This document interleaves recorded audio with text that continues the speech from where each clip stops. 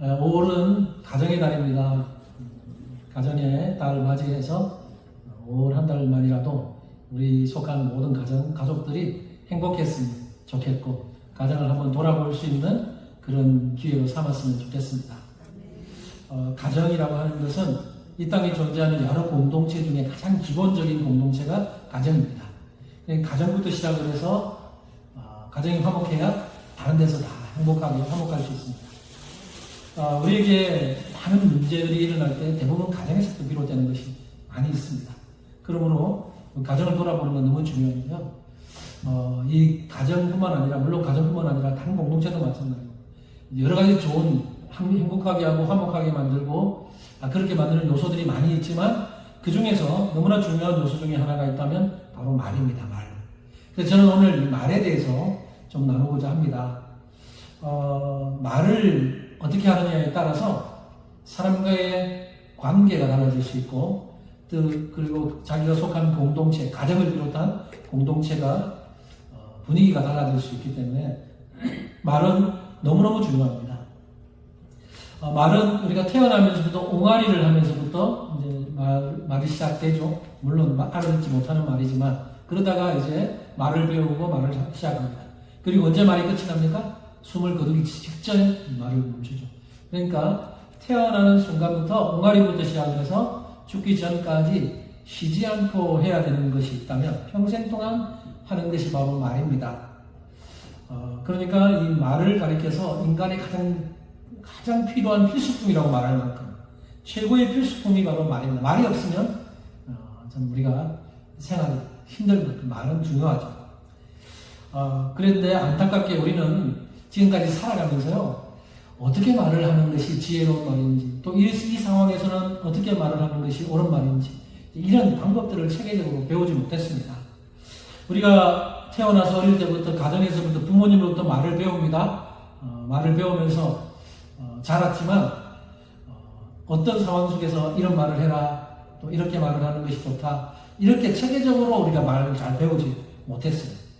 그러다 보니까 우리가 결혼해서 부모가 돼도 또 자녀들에게 또 이렇게 말하는 것이 옳다라고 또 잘 가르쳐 주지도 못했습니다.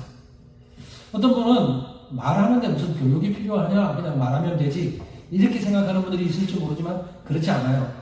그냥 아무렇게나 말을 하면 내 속은 편할 수 있습니다. 내 생각대로, 내 마음에 우러나오는 대로 그냥 팍팍 내뱉을 수 있지만, 아무렇게나 말을 하면 어떻게 됩니까? 사람들에게 상처를 줄 수 있고, 그리고 공동체가, 관계가 나빠지고 깨어질 수 있습니다. 그래서 말은 굉장히 신중해야 되고, 지혜롭게 말을 해야 되고, 말하는 것이 너무나 중요합니다. 말하는데도 훈련이 필요하고 기술이 필요하다는 겁니다. 저는 그래서 오늘과 다음 주까지 해가지고 말과 대화를 중심으로 한번 좀 살펴보려고 합니다. 말이 그만큼 중요하기 때문이에요. 예를 들어 가정에서 가장 기본적으로 부부 사이가 너무 중요한데, 부부 사이에서도 말은 너무 중요합니다. 예를 하나 들어보면, 부부 사이에 주고받는 대화에 대해서 이야기하다가 그 상담가 중에 스위스 최고의 상담가였던 폴 트루니에라고 하는 분이 많은 부부를 이렇게 상담하는데요. 그 중에 이런 부부를 가끔씩 만난답니다. 우리 부부는 싸우지 않아요. 한 번도 싸우지 않아요. 우리 부부는 행복해요.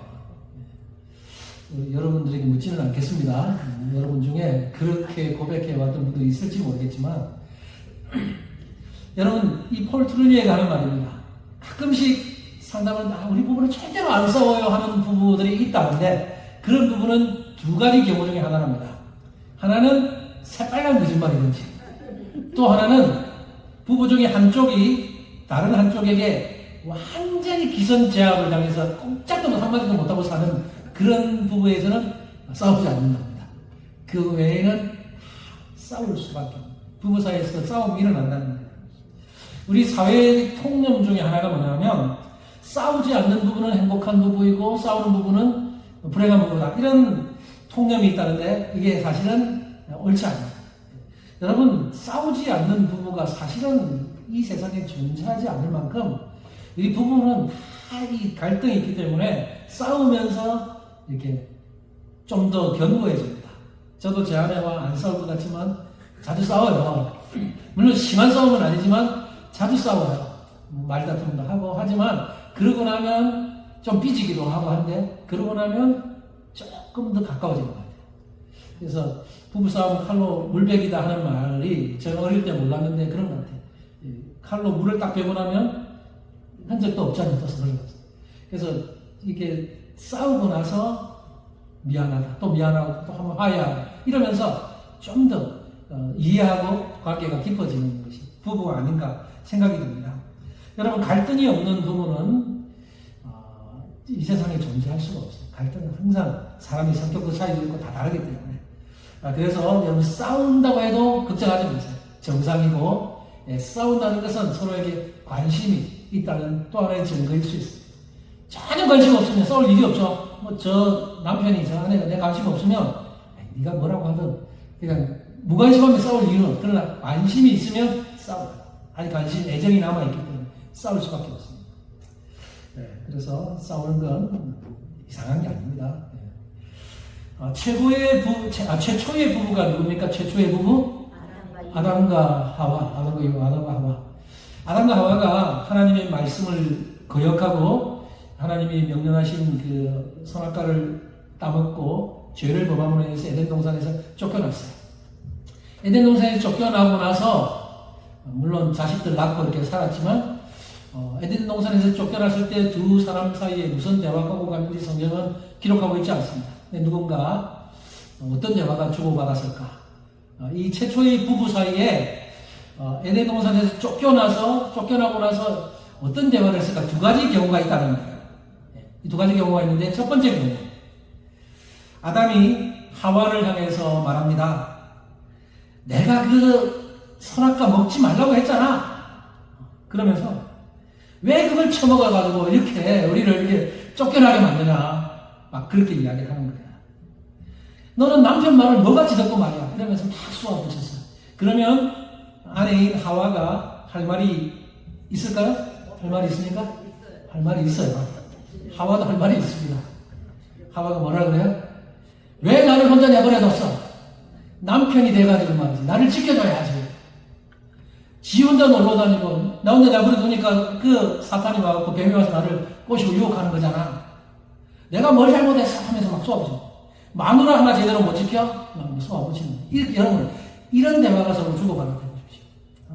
내가 그걸 또 준다고 그걸 덥석 받아서 처먹냐? 이러면서 네 그거 안 처먹었으면 너는 안 쫓겨났지? 이러면서 막 쏘아붙이는 거예요. 여러분, 만약 아담과 하와가 에덴 동산에서 쫓겨나고 나서 두 사람 사이 이런 대화를 주고받았다. 이 부부의 삶이 행복하겠습니까? 네, 행복하지 않아요. 행복할 수 없는 겁니다.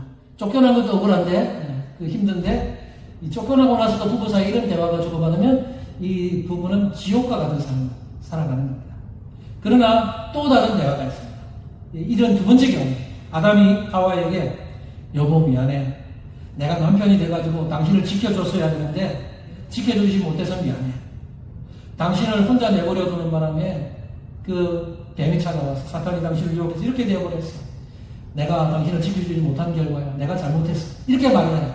그러면 하와가 뭐라고 대답합니까? 아니야 여보.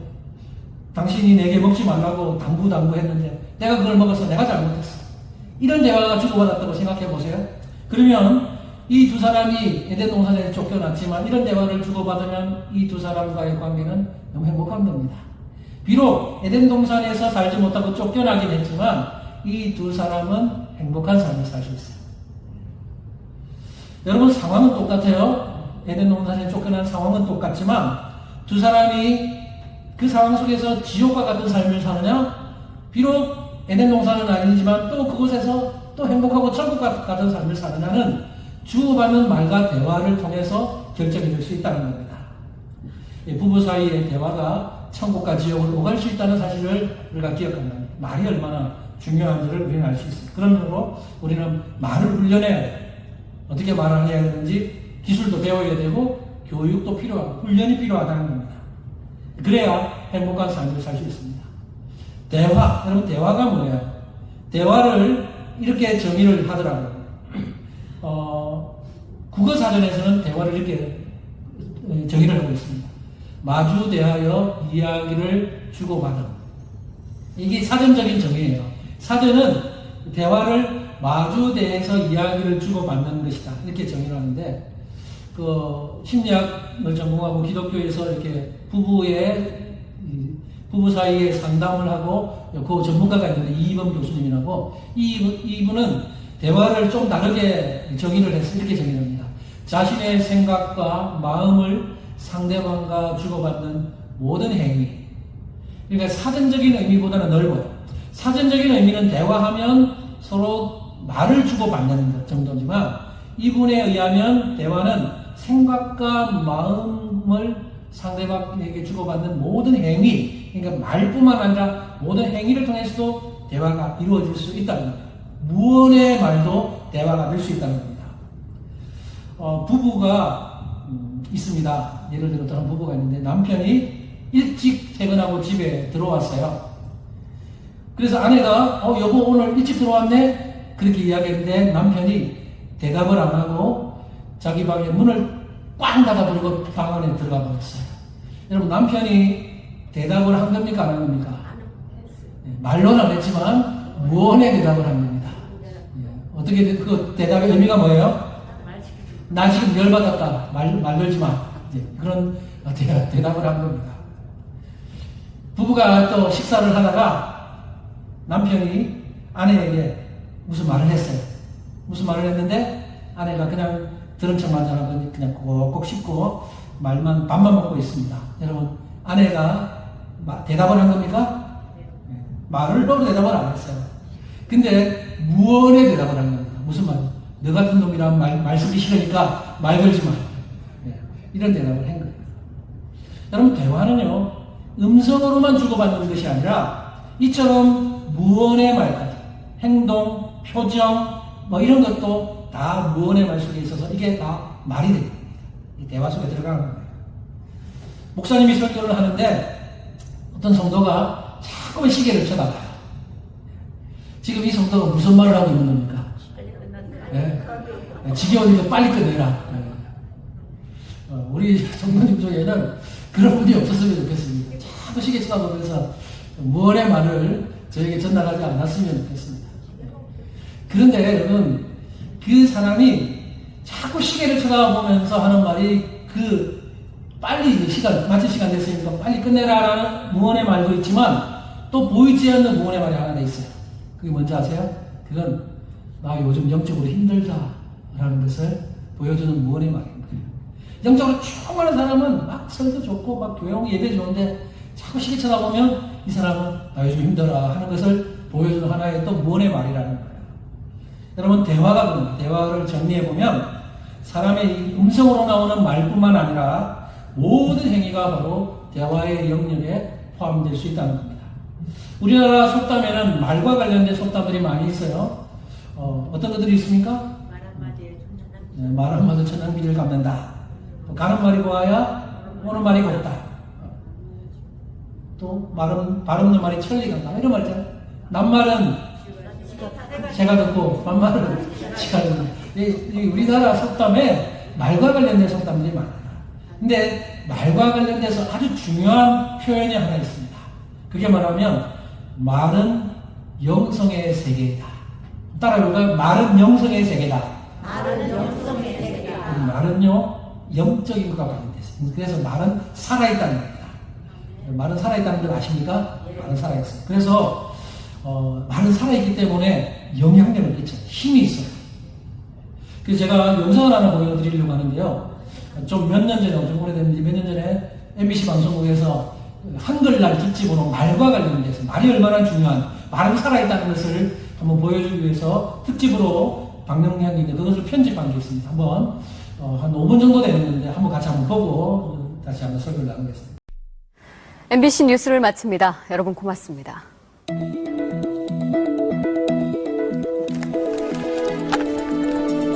수고하셨습니다. 고맙습니다. 카메라 앞에 서면 누구나 긴장하기 마련이죠. 사실 저도 마찬가지인데요. 이렇게 뉴스를 끝내고 나니까 이제서야 좀 편안해지네요. 카메라에 이렇게 불이 켜지면 말투나 표정이 평소와는 완전 다른 사람처럼 변하게 되거든요. 방금 전 뉴스를 하던 저와 지금 제 모습이 이렇게 다른 것처럼 말이죠. 여러분은 오늘 어떤 말을 가장 많이 하셨나요? 매일같이 쉴 새 없이 말을 하는데 뭘 그런 것까지 신경 쓰느냐고요? 글쎄요, 과연 그럴까요? 무심코 내뱉은 말 한마디 속에 엄청난 비밀이 숨어 있습니다. 실험 다큐 말의 힘. 자, 이제부터 시작합니다.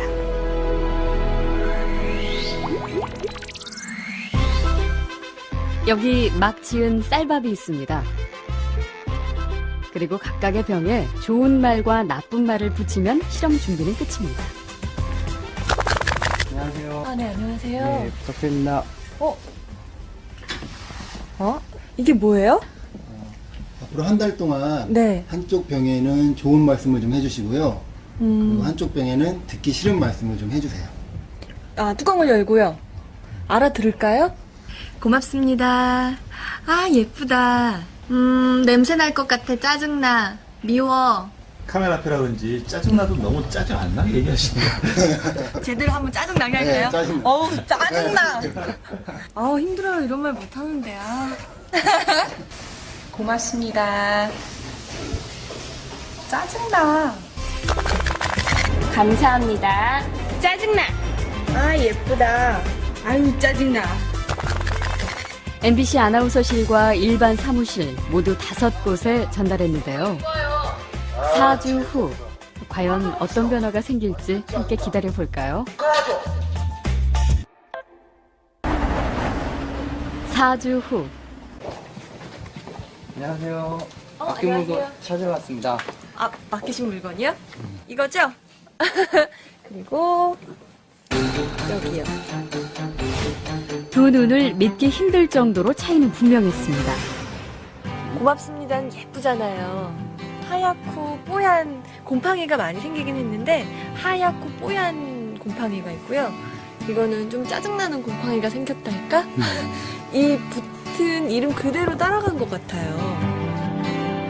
좋은 말을 들려준 쌀밥에선 구수한 누룩 냄새가 났지만 나쁜 말을 들려준 쌀밥은 썩어버렸습니다. 대체 어떻게 했길래 이런 차이가 난 걸까요? 사랑해 사랑해 너무 예쁘다 고맙습니다 다다다다다 쏘아붙고요. 그리고 나서 가끔 얘 보잖아요. 그럼 많은 얘기도 안 했어요. 너무 미워 짜증나 이렇게 하고 딱 놓거든요. 근데 저도 진짜 신기한 거예요. 차이가 이렇게 확연하게 보이니까. 저 사실 처음 이 실험 의뢰를 받았을 때 반신반의했거든요. 이 말 한마디로 이렇게 차이가 생길까.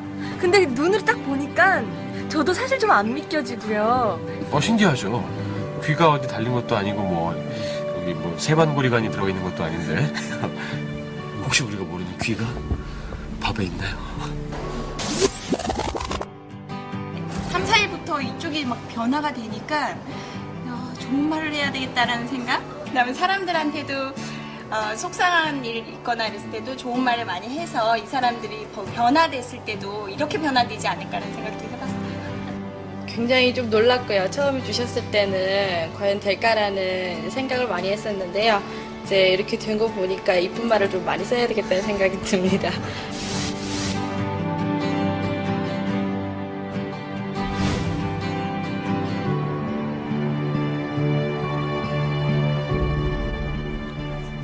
밥풀이 한 달 동안 겪은 일을 기록한 사진인데요. 그 결과가 바로 여기 있습니다. 단지 좋은 말과 나쁜 말을 들려줬을 뿐인데 보이시죠? 이렇게 색깔이 확연하게 구분될 정도로 다르게 변해버렸습니다. 이게 만약 밥풀이 아니고 우리의 가족이나 친구 혹은 직장 동료였다면 어땠을까요? 건강한 파동과 밝은 에너지를 전해주는 말의 힘을 새삼 깨닫게 됐습니다. 우리의 말과 글을 아끼고 지키는 길. 그 시작은 배설하는 말이 아닌 배려하는 말, 또 어렵고 난해한 글이 아닌 쉽고 편한 글을 쓰려는 노력에서부터 출발한 건 어떨까요? 저부터 한번 실천해보죠. 여러분, 고맙습니다. 그리고 사랑합니다. 네, 오늘 영상 보면 저도 참 신기합니다. 이 실험뿐만 아니라 식물한테도 실험하고 여러 실험이 있는데 비슷해요. 결과는 비슷합니다. 참, 우리의 말의 영향력을 보여줍니다. 말은 살아 있습니다. 그래서 말한 대로 되고, 그러니까 말을 참 조심해야 돼요. 우리가 이 말을 우리 가족에게, 친구에게, 우리 성도에게 이런 말을 했다고 해보십시오. 어떤 말을 하냐에 따라서 축복의 말을 하느냐 또는 저주의 말을 하느냐에 따라서 확연히 이것들이 좀 차이가 난다는 것을 우리가 기억하면서 좋은 말을 좀 했으면 좋겠습니다. 여기 이제 불을 좀 켜주시면 되겠습니다. 근데 사람들은요, 잘 모르는 것 같아요. 내가 내뱉은 말이 어떤 영향력을 끼치는지 잘 깨닫지를 못합니다. 말한 대로 된다 하면 지금 여러분의 모습은 여러분이 말한 것에 대한 결과 정도로 살고 있는 거예요.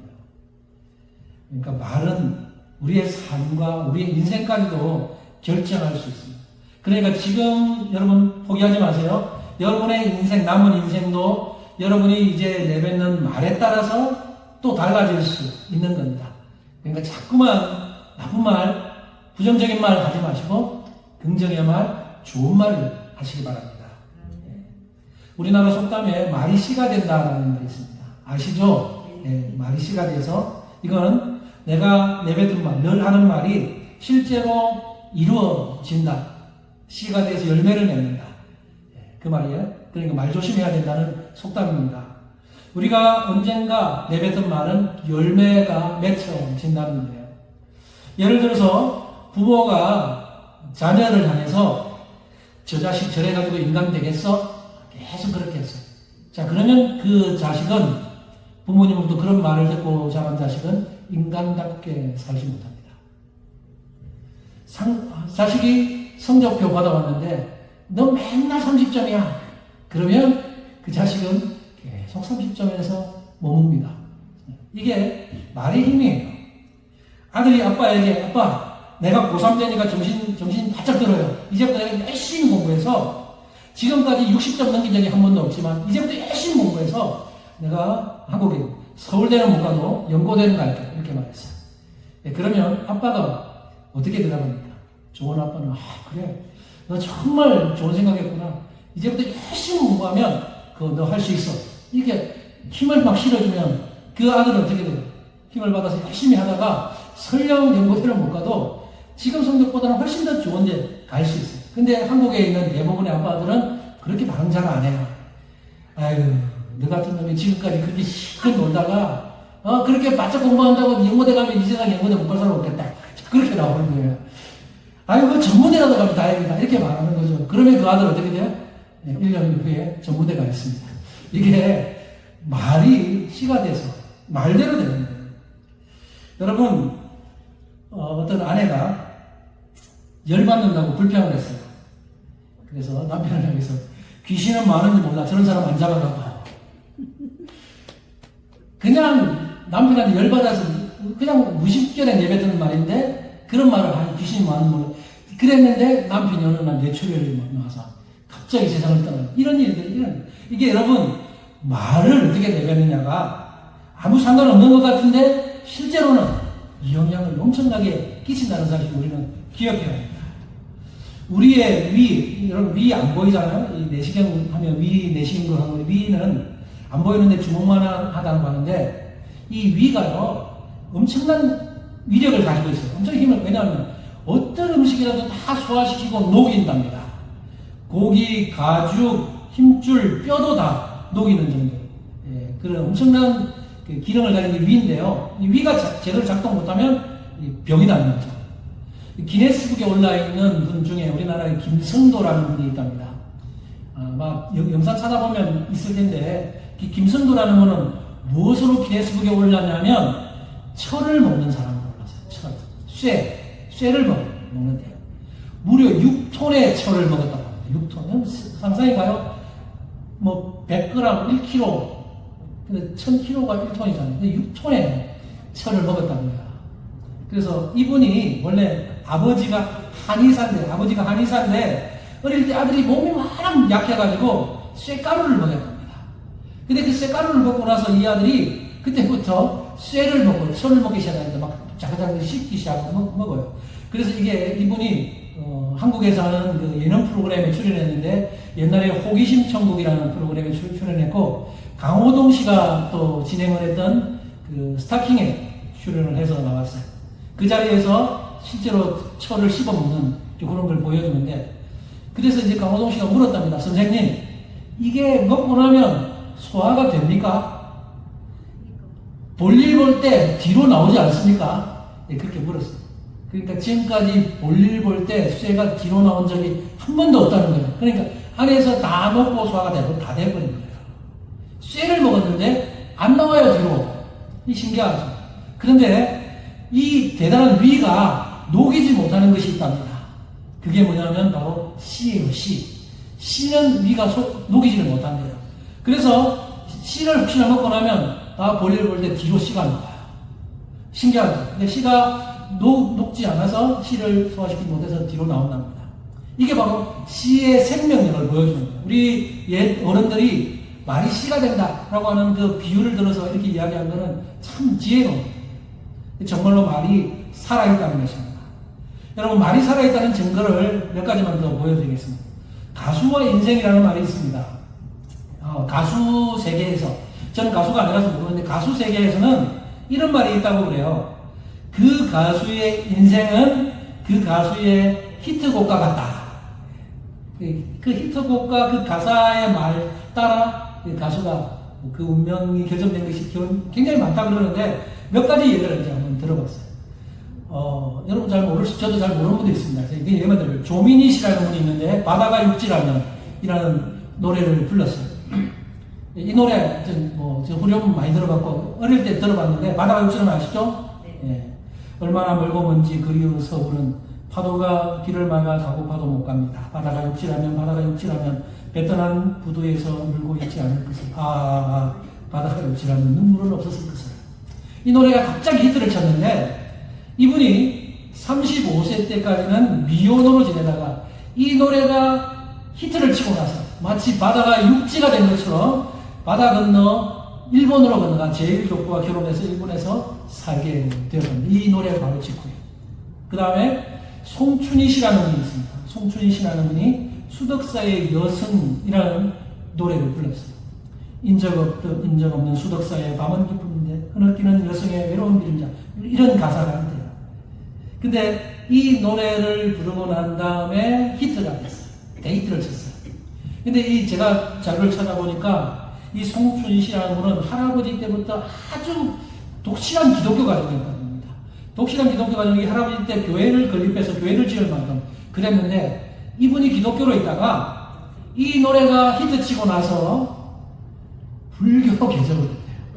그리고 그 이후에 동국대학교 불교대학원에 들어가서 공부를 하고 졸업을 하고 지금까지 결혼 안 하고 불교 포교사로 활동을 하고 있답니다. 이 노래가 아주 이 노래 무슨 노래를 부르냐가 이런 인생의 중요한 역할을 하는 거예요. 또 신신혜 씨라는 분 들어보셨죠? 세상은 요지경 많이 들어보셨을 거예요. 가사는 제가 앞에 잠시 띄워드렸는데 여기 보면 우리가 많이 들었던 부분이 있어요. 여기도 작아 저기도 작아 작아가 판을 친다. 여기도 작아 저기도 작아 작아가 판을 친다. 들어보셨죠? 네. 이 노래 가사 많이 우리가 불렀거든요. 이 신신혜 씨가 가수 하기 전에 얼굴 아시는 약간 사팔뜨기 연기를 하면서 인기도 많이 얻고 그리고 돈도 벌고 사업도 좀 하면서 돈도 많이 벌었다 그러는데 나중에 가수로 겸업을 했대요. 가수를 겸업하면서 이 노래를 들고 나오는 거예요. 근데 이 노래가 갑자기 데이트를 쳤습니다. 막 전국적으로 막 이 노래가 얼마나 인기가 많았는지 히트를 쳤어요. 그리고 이 노래가 히트를 치고 나서 그 전에 이분은 그 서울의 순복음교회, 여기도 순복음교회의 집사였다는데 이 노래가 히트가 되고 나서 교회를 안 다녔답니다. 교회를 끊어버렸어요. 그리고 어느 순간 TV에서도 사라져버렸대요. 인기가 한참 많았는데 갑자기 TV에서 사라졌어요. 근데 잘 안 알려져 있지만 아는 사람은 아는데 이분이 이 노래 가사처럼 여기도 작아 저기도 작아 작아가 판을 친다 이 노래를 막 부르면서 히트 쳤는데 실제로 이분이 작아에 속아서 사기를 당했답니다. 그래서 폭삭망하고, 그래서 사실 이 자살하려고 자살 기도까지 했다 그러는데 실패하고, 그래서 한동안 브라운관에서 완전히 사라지고, 지금도 거의 활동을 뜸하게 하고 그런 결과를 초래했다고 합니다. 노사연 씨 아시죠? 노사연 씨. 히트곡이 만남입니다. 우리 만남은 우연이 아니었죠. 이렇게 된 만남이에요. 이 노래를 부르기 전까지, 이 불렀을 때 이 노사연 씨는 36세의 노처녀였어요. 근데 이 노래가 갑자기 히트를 쳤어요. 그리고 나서 그 다음에 37세에 이무송 씨를 만나서 결혼을, 우연이 아닌 만남, 필연적인 만남을 하면서 결혼을 했다는 거죠. 한 번만 더 소개하겠습니다. 송대관 씨 들어보세요. 송대관 씨의 해뜰 날, 쨍하고 해뜰 날 돌아. 이 노래 아시죠? 해뜰 날, 꿈을 안고 왔단다, 내가 왔단다. 이 노래 굉장히 전국적으로 유명해졌던 노래인데, 송대관 씨는 만 20세에 임장만의 아저씨라는 곡으로 데뷔를 했는데요. 데뷔하고 나서도 한참 동안 인기를 못 얻고 무명 가수로 지냈답니다. 그래서 너무 힘들어서 낮에는 대형 음식점에서 아르바이트를 하고 접시를 닦으면서 일했고, 밤에는 밤무대를 돌면서 무명 가수 활동을 했는데, 그러다가 1975년에 자신이 직접 작사한 이 해뜰 날이라는 노래를 부르면서 이 노래가 대히트를 치면서 인생에 완전히 해가 떠버린 거예요. 쨍하고 해가 뜹니다. 그래서 이 노래에 의해서 그런 많은 상을 휩쓸고 가수왕에 등극하는 그런 유명한 가수가 되었습니다. 여러분, 이상에서 본 것처럼 가수들이 부른 노래와 그들의 삶은 연관성이 있어요. 제가 예를 들지는 않았지만 여러 가수들 중에 굉장히 우울하고 슬픈 노래를 부르는 가수도 있어요. 그런 사람들이 보면 대부분 다 자살을 많이 했어요. 참 신기하죠. 그래서 어떤 노래를 부르느냐. 그래서 노래도 잘 골라서 불러야 돼요. 여러분, 아무 노래나 부르지 마세요. 잘 골라서 부르십시오. 정말 우리가 내뱉은 말대로 됩니다. 이 말에 힘이 있기 때문에. 아무리 열받아도 함부로 말해서는 안 됩니다. 여러분의 배우자가 살았다면 그 배우자를 향해서, 아니면 자식들이나 부모님을 향해서 열받는다고 아무렇게 함부로 말하면 안 되고, 영적 공동체 우리 교회 성도들을 향해서도 함부로 말하지 마세요. 아무렇게나 말하면 안 돼요. 신중하게 지혜롭게 좋은 말을 해야 돼요. 사람을 죽이는 말을 하면 안 되고 살리는 말을 해야 됩니다. 그런 말을 해야 가정이 살고 교회가 살고 우리 주변에 직장이 살고 그럴 수 있는 겁니다. 자, 이제 성경의 3구절을 보겠습니다. 말의 힘에 대한 증거를 하나 보겠는데요. 마태복음 10장 11절부터 13절 보이시는 분은 같이 한번 읽어보겠습니다. 시작. 어떤 성이나 마을에 들어가든지 합당한 자를 찾아내어 너희가 떠나기까지 거기서 머물라. 또 그 집에 들어가면서 평안하기를 빌라. 그 집이 이에 합당하면 너희 빈 평안이 거기 임할 것이요 만일 합당하지 아니하면 그 평안이 너희에게 돌아올 것이니라. 어떤 집에 들어가든지 뭘 빌라고요? 평안을 빌라는 거예요. 욕하지 말고 어떤 집에 들어가든지 저주하지 말고 평안한 말, 축복의 말을 하라는 겁니다. 자, 그러면 그 축복의 말이, 자, 어떤 집에 들어가서 집사님 아니면 성도님 평안을 빕니다. 평안하세요. 축복 받으세요. 이렇게 평안한 축복의 말을 했어요. 그때 예수님 말이 뭐예요? 그때 그 사람의 집에서 평안을 빌었을 때 그 평안을 이 사람이 받을 만한 자격이 안 되거나 평안을 거부하면 그 평안이 어떻게 된다고요? 자격으로 돌아옵니다.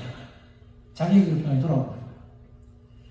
아멘 하면 그 사람에게 평안이 가지만 노멘 그러면 나에게 평안이 돌아오더라고요. 그래서 여러분, 이 말씀이 의미하는 게 아주 중요해요. 이 말씀은 무엇을 의미해요? 우리가 입 밖에서 내뱉은 말, 우리 입에서 나간 말은 어떤 형태로든지 열매를 맺는다는 거예요. 상대방에게 열매를 맺든지 아니면 나에게 돌아서 나에게 열매를 맺든지 열매를 맺어요. 그러니까 말은 너무 잘해요. 말은 열매를 맺습니다. 이게 성경이 우리에게 증명해 주는 거예요. 그러니까 우리는 여러분, 이 말을 딱 이용해 먹으려면 누구에게 더 축복과 평안의 말을 해야 됩니까? 미워하는 사람. 예. 미워하는 사람에게 축복의 말을 많이 해주세요. 물론 우리가 사랑하는 사람에게 축복의 말을 당연히 해주겠죠. 그러나 내 마음에 마음에 안 드는 사람, 에이, 저 사람, 그런데도 저주하지 마시고 축복의 말을 하십시오. 그러면 그 사람이 내 축복의 말을 못 받아들이고 노맹하면 그 축복이 누구에게요? 나에게 들어와서 내가 축복을 받는 겁니다. 그러니까 누구든지 우리 그리스도인들은 내가 좋아하는 사람이든 별로 안 좋아하는 사람이든 다 긍정의 말, 축복의 말을 해야 합니다. 그것이 바로 나에게 유익하기 때문이에요. 며느리가 입만 열면 우리 시어머니 빨리 돌아가셨으면 좋겠다. 아는 사람 만나서, 물론 시어머니 앞에서 그런 말 하면 안 되죠. 내 친구, 아는 사람 만나면 우리 시어머니 왜 이렇게 오래 살지? 좀 빨리 돌아가셨으면 좋겠다. 이런 말만 하고 다녔어요. 근데 시어머니는 돌아다니면서 자기 아는 사람 만나면 나는 오래오래 살 거야. 나는 100살까지 살 거야. 하면서 돌아다니는 거예요. 자, 그러면 여러분, 이 며느리가 다른 사람 앞에서 우리 시어머니 빨리 돌아갔으면 좋겠다 하면서 약간 좀 안 좋은 저주의 말을 했는데 시어머니는 어떻게 받은 거예요? 그걸 노맨으로 받은 겁니다. 난 오래 살 거야. 그러니까 이 며느리 저주가 누구에게 돌아가요? 자기에게 돌아가가지고 시어머니는 오래오래 사는데 며느리가 스트레스 받아가지고 빨리 죽는 거예요. 이게 백하는 것 같아도 이런 말에 힘이 있는 겁니다. 그러므로 여러분, 우리는 긍정의 말, 축복의 말, 좋은 말을 해야 합니다. 자녀들에게도 너희들 잘 될 거야. 얘야, 잘 될 거야. 그렇게 이야기해 주십시오. 자꾸만 안 좋은 말 하면 그 말대로 부정적으로 됩니다. 잘 좋은 말 해보시고. 옆 사람에게도 생명의 말을 하십시오. 여러분 성도들에게 좋은 말, 긍정의 생명의 말 하십시오. 사랑합니다. 축복합니다. 예. 집사님, 잘 될 겁니다. 행복하세요. 그런 말. 우리 앞으로 한번 테스트 해볼까요? 옆에 앞뒤적으로 축복의 말, 저주의 말 하지 마시고 축복의 말만 한마디씩 해주십시오.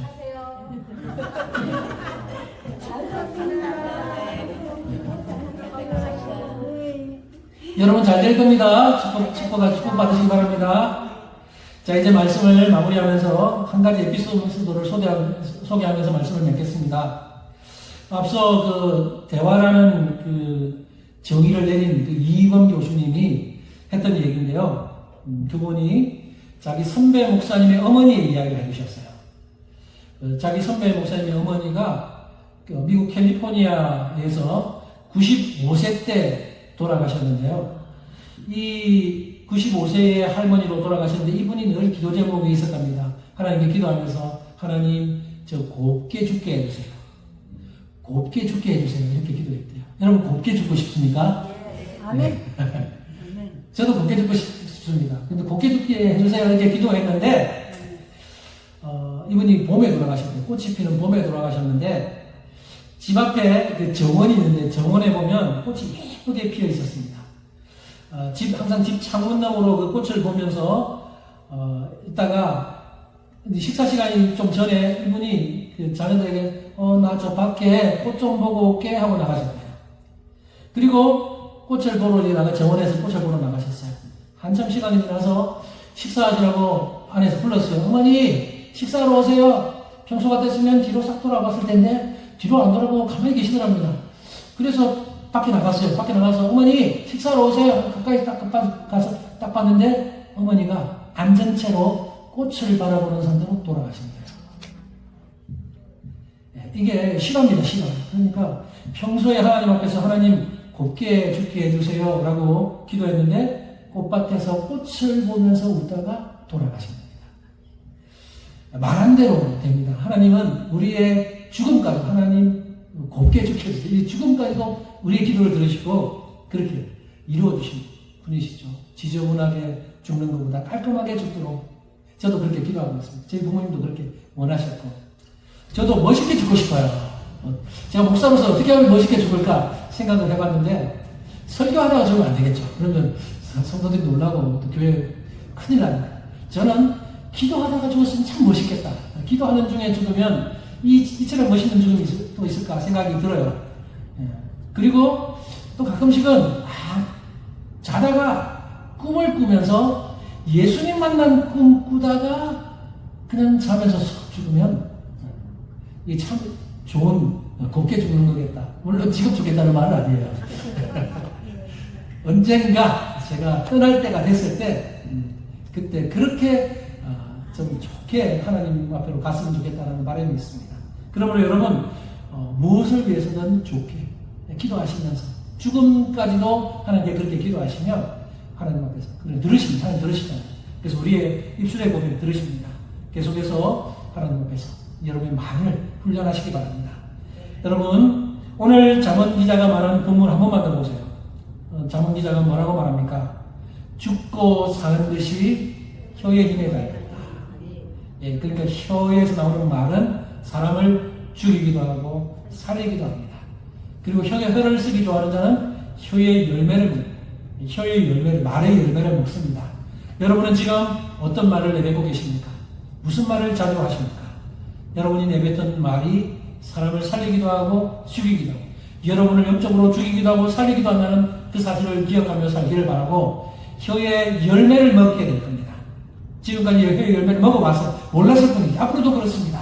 그러니까 여러분이 좋은 말, 축복의 말, 긍정의 말을 하시면서 긍정의 열매, 좋은 열매들을 맺히며 살아가시면서 여러분의 말 때문에 여러분의 가정이 행복해지고, 여러분이 속한 직장이 행복해지고, 우리가 속한 우리 교회, 영적 공동체인 교회가 더욱더 행복해지고 서로를 그렇게 잘 행복하고 축복으로 대하는 그런 아름다운 공동체 되기를 주님의 이름으로 축복합니다. 기도하겠습니다.